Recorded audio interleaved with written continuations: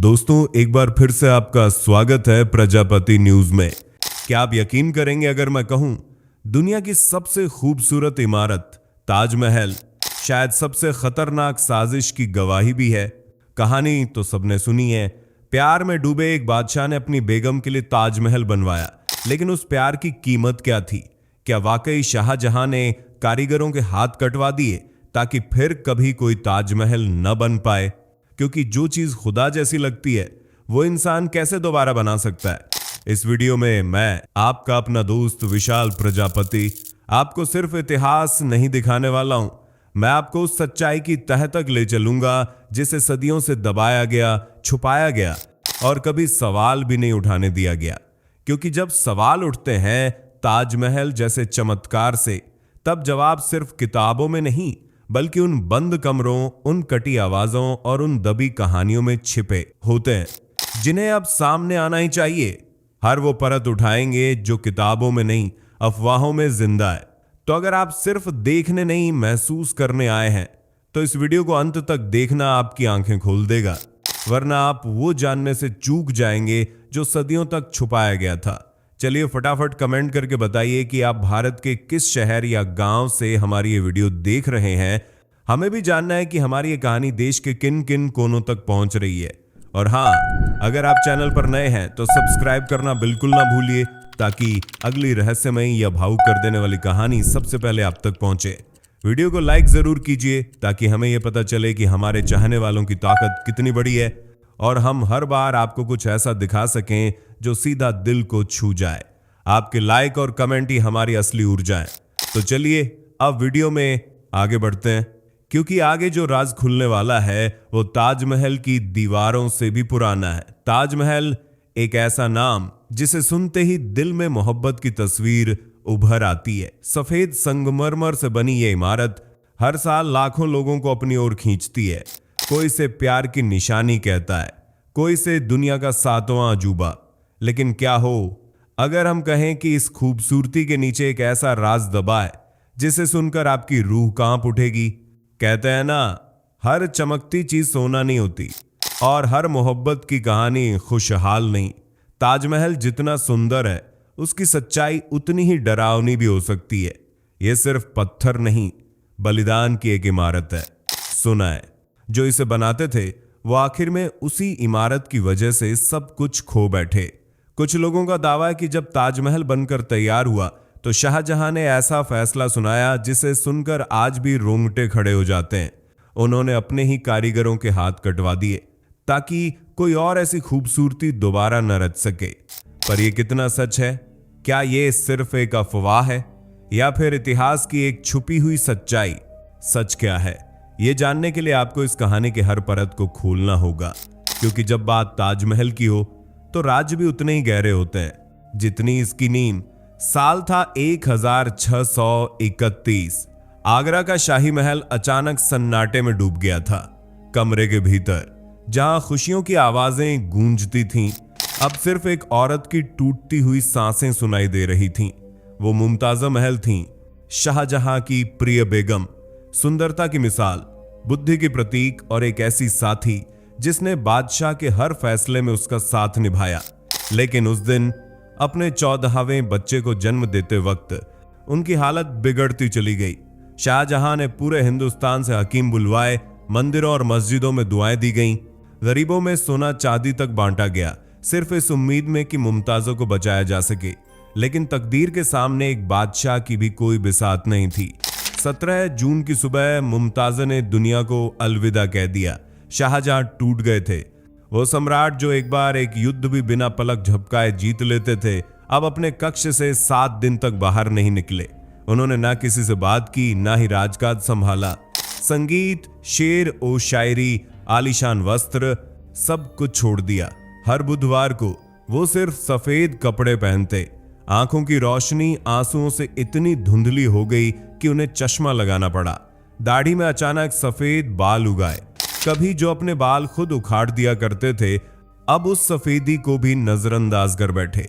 वो सिर्फ एक बादशाह नहीं रहे थे, वो अब एक टूटे हुए दिल का नाम थे, जो अपनी मुमताज के लिए ऐसा कुछ बनाना चाहते थे जो कभी मिट ना सके। कुछ ऐसा जो बादशाह वक्त से भी आगे निकले और यही थी ताजमहल की पहली इंट। शाहजहां के लिए मुमताजा सिर्फ एक बेगम नहीं थी, वो उसकी आत्मा का हिस्सा थी। जब वो गईं तो बादशाह ने तय किया कि उनकी याद में वो कुछ ऐसा बनाएंगे जो वक्त को भी झुका दे। लेकिन सवाल ये था, कहां और कैसे? शाहजहां ने ऐसी जगह की तलाश शुरू की जो मुमताजा की तरह शांत हो, खूबसूरत हो और जहां वक्त भी थम सा जाए। और फिर उनकी नजर पड़ी यमुना नदी के किनारे स्थित एक 42 एकड़ की जमीन पर, जो आगरा से थोड़ी दूरी पर थी। ये जगह शांत थी, नदी का बहाव था और एक ऐसा प्राकृतिक संतुलन जो किसी बाग जैसी फीलिंग देता था। यही आज का ताजमहल है, उत्तर प्रदेश के आगरा शहर में यमुना नदी के किनारे बसा हुआ। उस समय इस जमीन पर कुछ पुराने मकबरे और बाग बगीचे थे। कई साल लगे इन्हें हटाने, समतल करने और नई नींव की योजना बनाने में। शाही खजाने से एक एक चीज मंगवाई गई। दुनिया के सबसे बेहतरीन कारीगर, स्थापत्य कला के नायाब नमूने और वो नक्शा जिसे देखकर आज भी आर्किटेक्ट्स हैरान रह जाते हैं। ताजमहल का प्रारूप मुगल आर्किटेक्चर और फारसी डिजाइन का मिलाजुला रूप था, लेकिन शाहजहां चाहते थे कि इसमें एक आत्मा हो, एक ऐसी रचना जो मुमताज के सपने जैसी हो। बागों के बीच एक चमचमाता मकबरा जिसमें हर कोना शांति से लिपटा हो। यहीं से शुरू हुआ था वो सपना जो अब दुनिया की सबसे मशहूर इमारतों में गिना जाता है। हर बार जब आप ताजमहल की ओर देखते हैं तो उसकी चमचमाती दीवारों में सिर्फ संगमरमर नहीं होता, उसमें 21 सालों की मेहनत, हजारों हाथों का स्पर्श और एक सम्राट की टूट चुकी आत्मा की परछाई होती है। ताजमहल का निर्माण कार्य शुरू हुआ जनवरी 1632 में। शाहजहां ने इसे केवल एक इमारत नहीं बल्कि एक इबादत समझकर बनवाया। इसे बनाने में करीब 20 शून्य कारीगरों ने हिस्सा लिया, जो भारत, पर्शिया, तुर्की और बुखारा जैसे देशों से बुलाए गए थे। इसे पूरा होने में पूरे 21 साल लगे, यानी 1653 में जाकर ताजमहल पूरी तरह बनकर तैयार हुआ। सोचिए, एक ऐसा प्रोजेक्ट जो 2 दशकों तक लगातार चलता रहा। उस समय में जब न आधुनिक मशीनें थीं न टेक्नोलॉजी। इस निर्माण में करीब एक शून्य हाथी इस्तेमाल किए गए, जो राजस्थान से सफेद संगमरमर की भारी चट्टानें आगरा तक खींच कर लाते थे। यही संगमरमर आज ताजमहल की वो चमक देता है जो समय के साथ कभी फीकी नहीं पड़ी। और सिर्फ पत्थर ही नहीं, इसमें दुनिया भर से लाए गए 40 से ज्यादा कीमती रत्न जड़े गए। लैपीज लजूली अफगानिस्तान से, जेड और क्रिस्टल चीन से, फिरोजा तिब्बत से, मूंगा और पुखराज अरब और श्रीलंका से।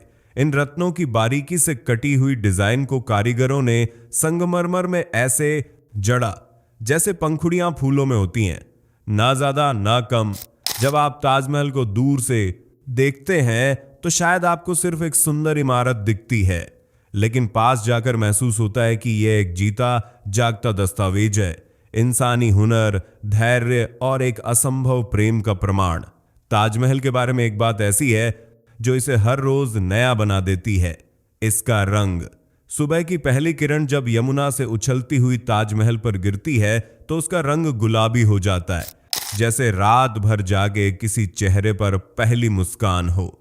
दोपहर की तेज धूप इसे दूधिया सफेद में बदल देती है, एकदम निर्मल, शांत और गरिमामय। और जब चांदनी रात में उसकी दीवारें चमकती हैं तो ताजमहल सुनहरी आभा से भर उठता है, जैसे किसी रूह को रोशनी छू गई हो। लेकिन यह कोई चमत्कार नहीं, यह है प्राकृतिक विज्ञान और स्थापत्य कला का जादुई मेल। ताजमहल का मुख्य भवन बना है सफेद मकराना संगमरमर से, जो एक बेहद शुद्ध और उच्च क्वालिटी का पत्थर है।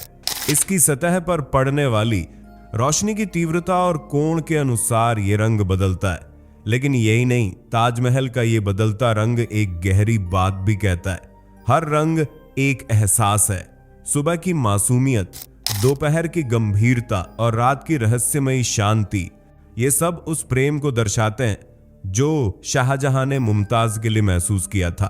ताजमहल का रंग नहीं बदलता, वो हर रोज एक नई भावना पहन लेता है। शायद यही कारण है कि इसे केवल देखा नहीं जाता, महसूस किया जाता है। ताजमहल को देखकर जो सबसे पहली बात मन में आती है वो है, ये 400 सालों से बिना हिले डुले कैसे खड़ा है। इतना वक्त, इतने मौसम, न जाने कितने भूकंप, फिर भी ये इमारत आज भी वैसी की वैसी है। राज छुपा है इसकी नींव में। जब शाहजहां ने ताजमहल बनवाने की योजना बनाई तो सबसे बड़ी चुनौती थी यमुना नदी के किनारे इसे टिकाए रखना। नदी के इतने करीब कोई भी इमारत वक्त के साथ सीलन से डगमगा सकती थी, लेकिन उस दौर के इंजीनियरों और कारीगरों ने जो हल निकाला वो आज भी दुनिया को चौंका देता है। ताजमहल की नींव लकड़ी से बनी है, लेकिन ये कोई आम लकड़ी नहीं, इसे कहते हैं एबोनी यानी आबनूस। ये लकड़ी इतनी भारी होती है कि पानी में डूब जाती है। सबसे खास बात, अगर इसमें लगातार 30-40% नमी बनी रहे तो ये सदियों तक खराब नहीं होती। और यही काम करता है यमुना का पानी। वो नीम तक नमी पहुंचाता है और आबनूस को सड़ने नहीं देता। इसीलिए आज भी ताजमहल एक चट्टान की तरह खड़ा है। लेकिन डर भी यहीं से शुरू होता है। कई पुरातत्व विशेषज्ञ मानते हैं कि अगर यमुना सूख गई तो ताजमहल की नींव को नमी मिलना बंद हो जाएगा और तब वो लकड़ियां धीरे धीरे कमजोर होने लगेंगी। इसलिए आज कई योजनाएं चल रही हैं यमुना के संरक्षण के लिए, क्योंकि एक नदी सिर्फ पानी नहीं देती, वो इतिहास को जिंदा रखती है। जिस इमारत ने दुनिया को मोहब्बत का मतलब समझाया, क्या उसी ने इंसानियत की सबसे बेरहम सजा भी दी? जब ताजमहल पूरी तरह बनकर तैयार हुआ तो आगरा की गलियों में एक अफवाह उड़ने लगी। बादशाह शाहजहां ने ताजमहल बनाने वाले कारीगरों के हाथ कटवा दिए हैं। क्यों? कहा जाता है शाहजहां इस कदर डरे हुए थे कि कहीं दुनिया में कोई और कारीगर इतनी सुंदर इमारत ना बना दे। उन्होंने चाहा कि ताजमहल एक अद्वितीय चमत्कार बना रहे, ऐसा कि फिर कभी दोहराया ना जा सके। और इसीलिए जब निर्माण पूरा हुआ तो उनके आदेश पर उन मुख्य शिल्पकारों के हाथ काट दिए गए ताकि ये कला फिर किसी पत्थर पर ना उभरे। सोचिए, जिन हाथों ने मकराना संगमरमर को फूलों की तरह तराशा, रत्नों को पंखुड़ियों की तरह जड़ा, उन्हीं हाथों को उनकी सबसे खूबसूरत रचना की कीमत चुकानी पड़ी। लेकिन यही पूरी कहानी नहीं है। कुछ इतिहासकार इस अफवाह को झूठ बताते हैं। उनके अनुसार कोई ऐतिहासिक दस्तावेज ऐसा नहीं है जो इस बात की पुष्टि करे। और फिर आती है एक दूसरी रहस्यमयी कहानी। कहा जाता है कि जब मजदूरों को यह एहसास हुआ कि उन्हें उनकी मेहनत का सही सम्मान नहीं मिलेगा, या शायद यह डर सताने लगा कि उनका काम उनकी जिंदगी पर भारी पड़ सकता है, तो उन्होंने ताजमहल की छत में एक छोटा सा दोष जानबूझकर छोड़ दिया। एक सूक्ष्म छेद, एक मामूली सी गड़बड़ी, ताकि ताजमहल कभी पूर्ण ना कहलाए। यह उनका बदला था, एक शांत मगर शाश्वत विरोध। क्योंकि अगर कोई निर्माण पूर्ण कहलाता तो वह ईश्वर से प्रतिस्पर्धा करता, और शायद यही कारण था कि ताजमहल कभी संपूर्ण नहीं कहलाया। तो अब सवाल उठता है, क्या यह सजा थी या सिर्फ एक सदियों पुरानी कहानी, या फिर किसी कलाकार की चुप चिल्लाहट? सच क्या है शायद हम कभी नहीं जान पाएंगे, लेकिन यह रहस्य ही है जो ताजमहल को पत्थर से कहीं ज्यादा जीवित बनाता है। ताजमहल की खूबसूरती तो सबने देखी है, लेकिन क्या आपने कभी सोचा है कि उसके अंदर क्या छुपा है? यमुना नदी की ओर ताजमहल के नीचे 22 ऐसे कमरे हैं जो वर्षों से बंद हैं। दरवाजों पर मोटे ताले जड़े हैं और किसी को उनके भीतर झांकने की इजाजत नहीं। बस यहीं से शुरू होती है एक थ्योरी जो आज भी बहस का विषय बनी हुई है। कई लोगों का मानना है कि ताजमहल एक हिंदू मंदिर के ऊपर बनाया गया था जिसे तेजो महालय कहा जाता था, भगवान शिव का एक प्राचीन मंदिर। इस थ्योरी के अनुसार मुगल शासकों ने जब भारत पर शासन किया तब उन्होंने कई मंदिरों को नष्ट किया या फिर उनमें बदलाव करके उन्हें अपने मकबरों में बदल दिया। कुछ स्थानीय लोगों और शोधकर्ताओं का दावा है कि उन बंद कमरों की दीवारों पर हिंदू देवी देवताओं की मूर्तियां, शिवलिंग के आकार और मंदिरों जैसी वास्तुकला के चिन्ह मौजूद हैं। यह भी कहा जाता है कि इन कमरों में एक लंबा गलियारा है जिसके दोनों सिरों पर ईंटों से दीवार खड़ी कर दी गई है ताकि कोई अंदर झांक न सके। लेकिन यही कहानी वहीं तक सीमित है, दावों तक। भारत सरकार और पुरातत्व विभाग ने इन दावों को काल्पनिक बताया है और कमरों को संरक्षण के उद्देश्य से बंद करने की बात कही है। तो सवाल वही है, क्या वाकई ताजमहल के नीचे कोई प्राचीन मंदिर दफन है, या फिर यह सिर्फ एक और परत है उस रहस्य की जो ताजमहल के चारों ओर बुंदी गई है? इतिहास ने हमें क्या बताया और क्या छुपा लिया? इसका जवाब शायद वक्त ही देगा, या शायद कभी नहीं। तो अब सवाल ये है, क्या ये सब सिर्फ कहानियां हैं? वो किस्से जो पीढ़ियों से चले आ रहे हैं, किसी दादी की जुबान से निकले, किसी लोकगीत में छुपे हुए, या फिर किसी खामोश दरवाजे के पीछे सिसकते हुए, या फिर इतिहास वही है जो हमें बताया गया है, वही जो किताबों में छपा है, वही जो सत्ता ने लिखा और वही जो कभी संशोधित नहीं हुआ। ताजमहल एक इमारत है, लेकिन साथ ही वो एक रहस्य भी है। उसके भीतर मोहब्बत भी है, साजिश भी, उसमें कला भी है और शायद कुर्बानी भी। शायद हमें कभी नहीं पता चलेगा कि कारीगरों के हाथ वाकई कटे थे या नहीं, या कि वो 22 कमरे किसी पुराने मंदिर का हिस्सा थे या बस एक संरचनात्मक जरूरत। लेकिन एक बात तय है, ताजमहल सिर्फ पत्थरों से नहीं बना, वो बना है सवालों से। अब ये सवाल आपके सामने है, क्या आप मानते हैं कि सच हमें पूरा बताया गया है, या फिर आपके मन में भी कहीं कोई अधूरी कहानी बाकी है? नीचे कमेंट करके बताइए, क्या आपने कभी ताजमहल देखा है? और अगर नहीं तो क्या अब आप उसे एक नए नजरिए से देखेंगे? वीडियो पसंद आया हो तो लाइक जरूर कीजिए, शेयर कीजिए और इस चैनल को सब्सक्राइब करना मत भूलिए, क्योंकि यहाँ कहानियां सिर्फ सुनी नहीं जाती, महसूस की जाती हैं। और याद रखिए, हर इमारत के पीछे एक कहानी होती है और हर कहानी के पीछे एक सच्चाई या फिर कोई अधूरा सवाल। ताजमहल की तरह कुछ सवालों का जवाब हमें खुद खोजना होता है। और हाँ, हम फिर मिलेंगे एक नई वीडियो के साथ। तब तक के लिए जय हिंद, जय भारत। दोस्तों, आपकी स्क्रीन पे 2 और वीडियोस दिख रही हैं, जिसे देखने के लिए आप इस स्क्रीन पर क्लिक करें। दोनों देखिएगा, बहुत अच्छी वीडियो बनी है।